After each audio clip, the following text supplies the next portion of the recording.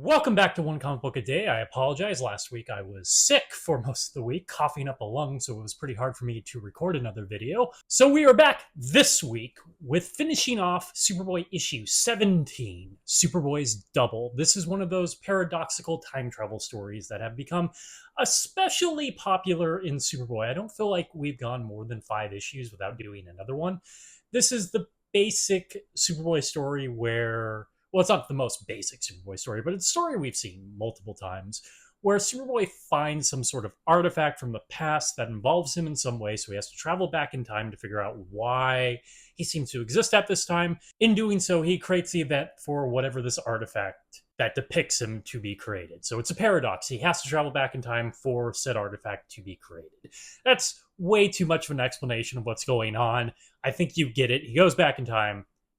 A thing is created, he sees thing, he goes back in time. Paradox. Actually, that explanation may have been worse than the original explanation.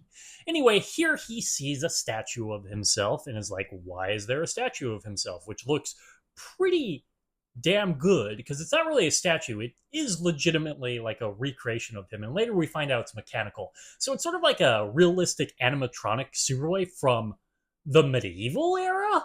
It's definitely a kings and sword and sorcery type era, though they never specifically say when it is. But it's very lifelike, and it hasn't seemed to shown any wear and tear from the hundreds of years it's existed. So Superboy has to go back in time and figure out why this thing exists. Though I would say the story itself does explain that. It doesn't really want to focus on that. Instead, we get him back in time, and I guess this depends on you. For me, it's a little disappointing. It just puts him into his regular status quo back in time. He gets adopted. His adopted father owns a general store. It's just regular Superboy stuff. He even has sort of a Lana Lang character who exists there who is trying to prove that this version of Clark Kent is indeed Superboy. Though Superboy is kind of like a Robin Hood character. Well, he's not giving money to the poor, but he is doing stuff to help the poor, and he's ticking off the king, so he is an outlaw, which is at least somewhat different, and I kind of wish we would do that in the regular time. That would at least add some more conflict to him. But it's just kind of him jumping from one thing to another. Also, due to the story kind of jumping around, we kind of skip to him solving conflict to begin with, and we already have a Superboy problem where there isn't enough time to depict him doing anything, and even if we do depict it, it's not particularly very exciting because they have to get through it so quickly because somehow these stories have way too much plot going on in them. Even with this story, which is pretty simplistic, he goes back in time, has to find the rightful king, which I haven't gotten to yet. But still, somehow way too much plot going on. And just adding to it just lets less time to be depicted to anything that would be satisfactory.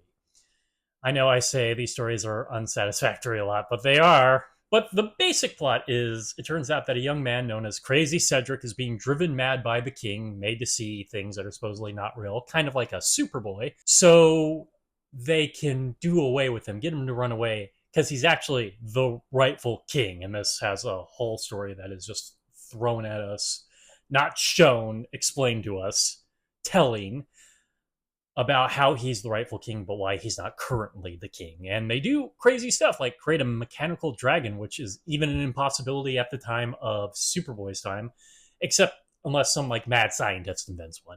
So really, the mad scientists have been at the same level throughout history. They never really advance.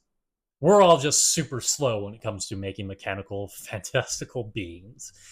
Man, why can't he just fight a real dragon? His planet had dragon-like creatures. Also, why not have sword and sorcery? Superboy is a fantastical character. I know I've said this multiple times, but just let the fantastical happen in a Superboy story. He already traveled back in time. Anyway, once this is all revealed, he instates Cedric.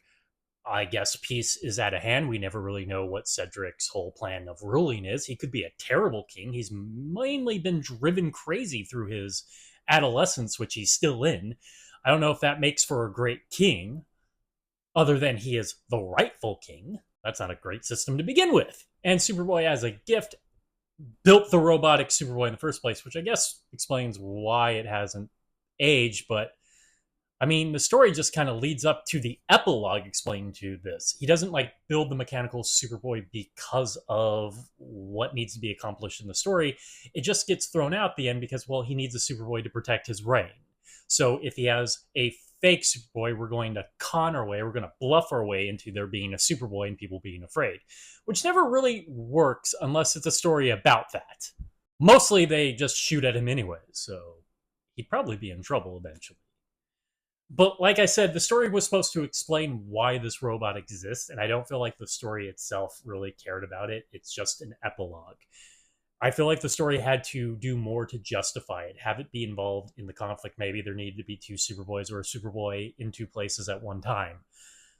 Instead, they kind of came up with a reason for him to go back in time, and then they had to like throw together something at the very end, which is still kind of a massive problem in the Golden Age. It'd probably do better if they had more than one issue, especially if they were going to spend time with him, essentially having his same status quo in the medieval era. Okay, that is it from Superboy issue 17, Superboy's Double. If you enjoyed this video, please like and subscribe, hit the bell icon to get notifications when new videos up. I do this Monday through Friday, but Fridays is Bat Friday, where I cover Batman story in either Detective Comics or Batman. And until next time, let's ponder the question, whatever did happen to the boy of tomorrow? And what are they going to do with this robotic Superboy? They don't even like declare what this robotic Superboy could do. Like, Superman could build a robot that could basically do anything he did. Even at this point, we've already kind of done that with like a rival alien story in Superman. Okay, have a great day.